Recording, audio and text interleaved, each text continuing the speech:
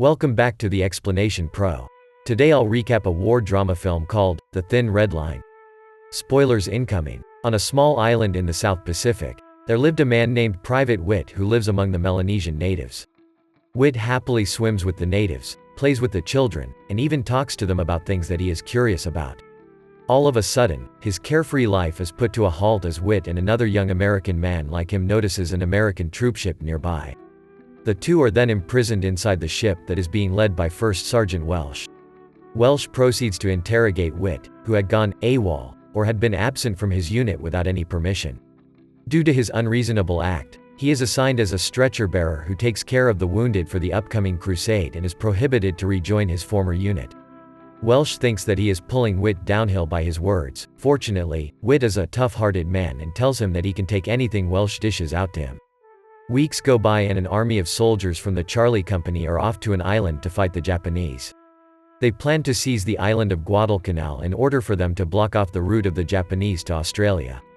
While the upper-ranked officers are boasting about themselves in conquering the island, the soldiers down in their bunkers are starting to get agitated. A young man tells his whole life story to a busy Welsh who is doing his own thing, while men like Fifes are scared for their lives since war does take numerous lives. The team's captain named James Starros checks up on his subordinates and sees that most of them are worrying about their safety. One soldier amongst them is Private Bell, who complains about not being with his wife for a long time now because of his duties. As their ship draws near the island, the group starts to prepare their equipment and ride against the waves to finally step on land. Some groups of men start to fear what lies ahead of their mission while others can only pray and trust in the Lord for their guidance. As the Charlie Company enter the island, Captain Starros is greeted by the former unit and tells them that the natives were unaware of the Japanese living among them. With nervous hearts of not knowing who they are up against, they quickly scatter into small groups to inspect the island. Suddenly, one group stumbles upon a horrific scene, where two dead soldiers who are severely dismembered are lying on the ground, which indicates the presence of the Japanese. At the army base on the island, Witt sees wounded soldiers all around and he starts to attend to their needs as a stretcher-bearer. On the other hand, Lieutenant Colonel Tall informs them that they can't outflank the Japanese with their current position, since on their left there lays a cliff that falls down the river, while on their right is a jungle filled with the Japanese. And so Colonel Tall can only suggest that they head straight to the hill where the Japanese are by attacking frontally. Captain Starros then enlightens Colonel Tall about water supply being a problem when they continue to go uphill. Instead of thinking about the soldiers, Colonel Tell is annoyed by what Starros had said and continues to be harsh to them. Little do they know that Japanese bunkers and machine guns await them on top of the hill. The night before their invasion, Starros is greatly anxious for their safety and he can only pray to God and tell him to not let him betray his men in their mission. The following day, their invasion finally commences and Colonel Tall starts to blast their enemy's territory on the hill using their artillery. After that, the Charlie Company slowly creeps their way up the hill, but as two soldiers are ordered to advance, the Japanese quickly shoot them down. The others are shocked by what just happened, but as ordered, they continue to move forward. Unfortunately, the enemy catches sight of their movement and so they start to shower them with bombs and bullets. In between the chaos, Colonel Tall pressures Captain Starros to wipe away the enemy's territory by noon, but seeing the situation, Starros is worried for his team. As both sides start to lay low and numerous soldiers are wounded, the Charlie Company finally shoots down some Japanese. One group led by Sergeant Keck hides down a slope as they are awaiting reinforcements. The Japanese suddenly open fire at their group, and Sergeant Keck accidentally pulls the pin in one of his grenades which leads to severe injuries in his lower body. His subordinate, alongside Witt who is given a chance to join his unit, can only comfort him with their words until his last and final breath. On the other hand, Sergeant Welsh sees a young soldier crying out in pain, and despite the others' plea for him to let him go, Welsh runs towards the young man in hopes to save him. Seeing that the young man can't be saved, he can only give him morphine to lessen his pain. His brave action is being commended by Captain Starros. However, Welsh refuses for his actions to be known since his only objective was to help and not be recognized for it.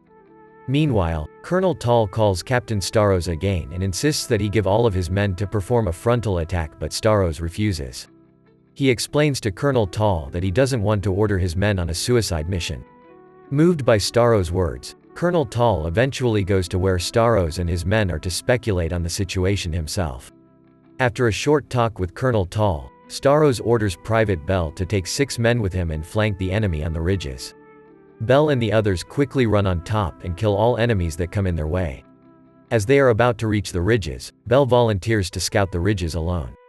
He throws a grenade near them and this triggers the enemy to fire near the explosion. His action gives him information about the enemy's position and the number of machine guns being used. Bell's information gives Colonel Tall an idea of how to invade the enemy, and so he asks for 7 volunteers to knock up the enemies up the hill. Captain John Gaff volunteers to lead the group, and so they set forth to sneak into the enemy the following day. With the help of their artillery and great courage, they eventually gain the upper hand in their battle. As more Japanese men are being killed and bunkers being bombed by grenades, the Americans finally capture the ridges. Colonel Tall and the others follow in to clear the ridges.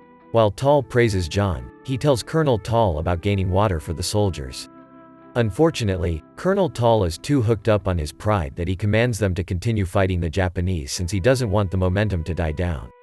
With nothing left to say, John can only obey the colonel's order. And so they continue to invade the enemy's territory, to which the Americans are victorious and the Japanese mourn the death of their men as well as their defeat. Even after a successful takeover of the enemy's territory, Colonel Tall tells Captain Starros that he is relieving him of his command. The reason for this is that Colonel Tall thinks that Starros is becoming too soft to endure the war's pressure. He also added that Starros should instead become a lawyer, and offered him to be arranged a Silver Star so that his unit won't be tarnished by rumors about their captain being relieved from command. After this, Colonel Tall gives a letter to the men, to which Welsh reads it out aloud.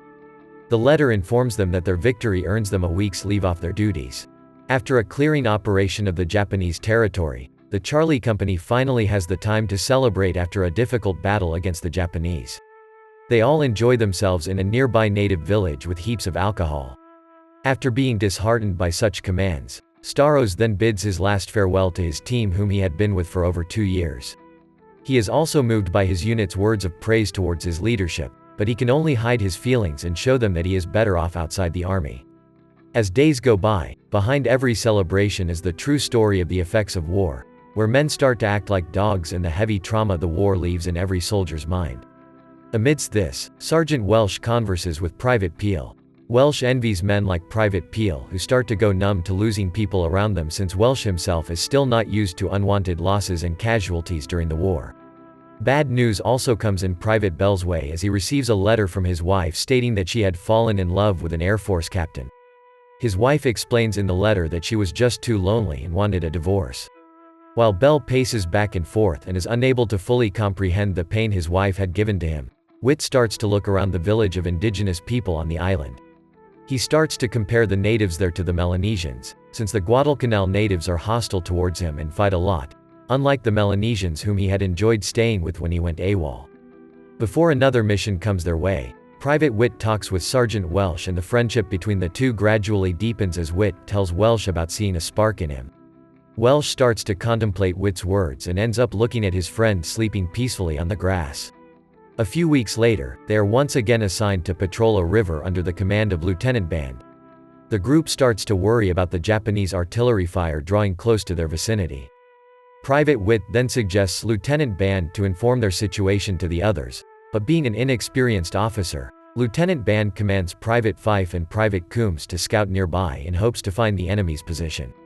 Witt sees this as a bad idea and so he insists that he goes with Fife and Coombs since he wants to be there when something bad happens.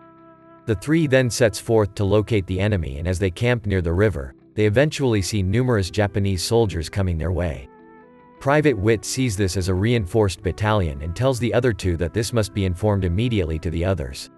The three quickly run back, however, they stumble upon another group of Japanese soldiers who starts to shoot at them. Unfortunately, Private Coombs is shot badly by the enemy and so Witt tells Fife that he will stay with Coombs and try to hold off the enemy so that Fife can have the time to inform the others. With no options left, Fife eventually goes back alone leaving Witt and Coombs. Witt then sees the enemy drawing closer to their position, and so he instructs an injured Coombs to hide until he hears a gunfire which indicates that he will go down the river and flow along with it. Meanwhile, Fife finally reaches their unit and tells them to fall back due to the enemy going near them.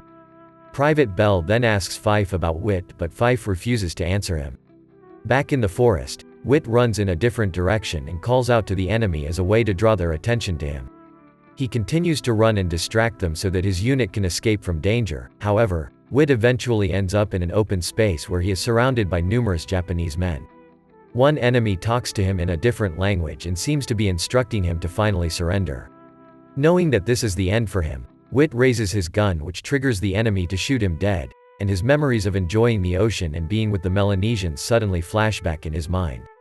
The unfortunate event leads to Witt's unit holding a burial ceremony for him as his body is recovered, with Sergeant Welsh being the most affected by the incident. He then comes near Witt's body and blurts out the phrase, "Where's your spark now?" Months pass by, and Sergeant Welsh and the others are assigned under Captain Bosch, who is more experienced than Lieutenant Band. After meeting the new commander, the men line up and pass by graves of soldiers who died in the war. The men are subsequently relieved from their duty and are eventually evacuated from Guadalcanal aboard a landing craft tank. Thank you so much for watching. If you enjoyed this video, please hit the like button and also subscribe my channel for more videos like this. See you in the next video.